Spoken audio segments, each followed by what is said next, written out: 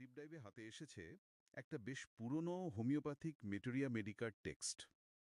এটা ভারতের কালিকাটের Nalanda digital library থেকে পাওয়া। আমরা আসলে দেখতে চাইছি এই টেক্সটটা ক্রিওজোটাম আর ল্যাক ক্যানেনাম, মানে এই দুটো প্রতিকারকে কিভাবে দেখিয়েছে।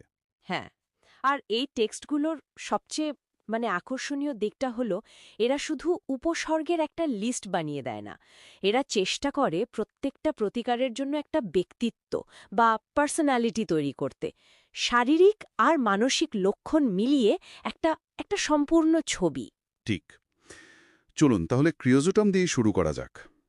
টেক্সটটা শুরুতেই বলছে এর তিনটি প্রধান বৈশিষ্ট্য আছে। প্রথমটা হলো শরীরের সব নিঃসরণ, মানে সব স্রাবই নাকি খুব ক্ষতকর বা এক্সকোরিয়েটিং হয়। হুম। দ্বিতীয়টা, সারা শরীরে একটা ধুকফুকুনি বা স্পন্দনের অনুভূতি।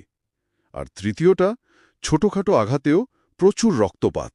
এই দুটো তো বেশ অদ্ভুত কম্বিনেশন, তাই না? ক্ষতকর স্রাব আর সারা শরীরে ধুকপুকুনি। হ্যাঁ, খুব ভালো একটা পয়েন্ট। টেক্সট আসলে একটা সামগ্রিক চিত্রের কথা বলছে।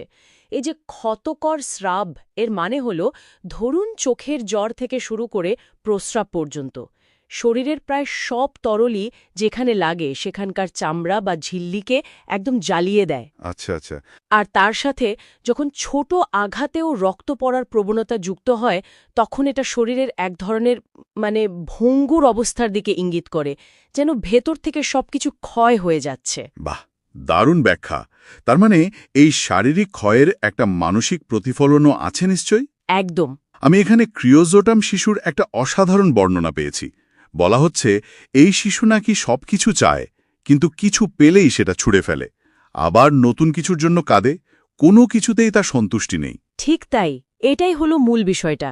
এই যে অতৃপ্ত মানসিক অবস্থা আর ওই ক্ষয়ষ্ণু শারীরিক অবস্থা, দুটো আসলে একই ছবির দুই পিঠ। টেক্সট একেই বলছে ক্রিওসয়েড কনস্টিটিউশন।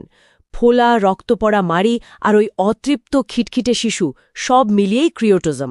বেশ, তাহলে ক্রিওটিজমের এই যে একটা নির্দিষ্ট ক্ষয়কারী চিত্র আমরা দেখলাম, ল্যাক ক্যানিনাম কিন্তু ঠিক তার উল্টো। এর সবকিছুই যেন অস্থির, পরিবর্তনশীল। হ্যাঁ হ্যাঁ, এখানেই এর মজাটা। সবকিছু পরিবর্তনশীল। যেমন বইটাতে বলা আছে, বাত ব্যথা হয়তো আজ ডান গোড়ালিতে, হুম।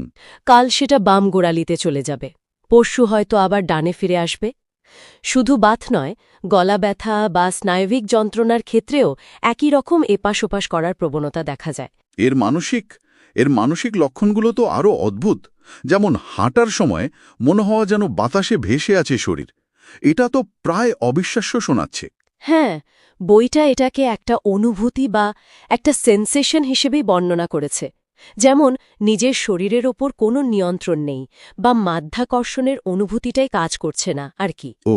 এর সাথে আরও আছে নিজের বলা কথাকেই মিথ্যা বলে মনে হওয়া, বা ধরুন মাকড়সা ও সাপের অমূলক ভয়। সব মিলিয়ে একটা অস্থিরশীল, বিভ্রান্ত মানসিক অবস্থা, যেখানে বাস্তবতার বোধটাই নড়বড়ে হয়ে যায়। আচ্ছা। এমনকি ডিপথেরিয়ার মতো রোগের পরেও যখন গলায় রূপালি চকচকে আস্তরণ পড়ে আর ব্যথা এক পাশ থেকে অন্য কাশে যায়, তখন এই প্রতিকারের কথা বলা হয়েছে। তাহলে সোজা কথায় ক্রিওটোজাম হলো একটা অতৃপ্তির চিত্র, যা ভেতর থেকে শরীরকে ক্ষয় করে আর মনকেও স্থির হতে দেয় না। একদম। আর ল্যাক ক্যানিনাম হল বিশৃঙ্খলা আর অস্থিরতার প্রতিচ্ছবি, যেখানে ব্যথা থেকে শুরু করে নিজের অস্তিত্বের অনুভূতি পর্যন্ত সবকিছুই পরিবর্তনশীল। একদম ঠিক। দুটো প্রতিকারের ছবি সম্পূর্ণ আলাদা। আর এখানেই টেক্সটটি আমাদের জন্য একটা দারুণ প্রশ্ন রেখে যায়, তাই না? কি রকম?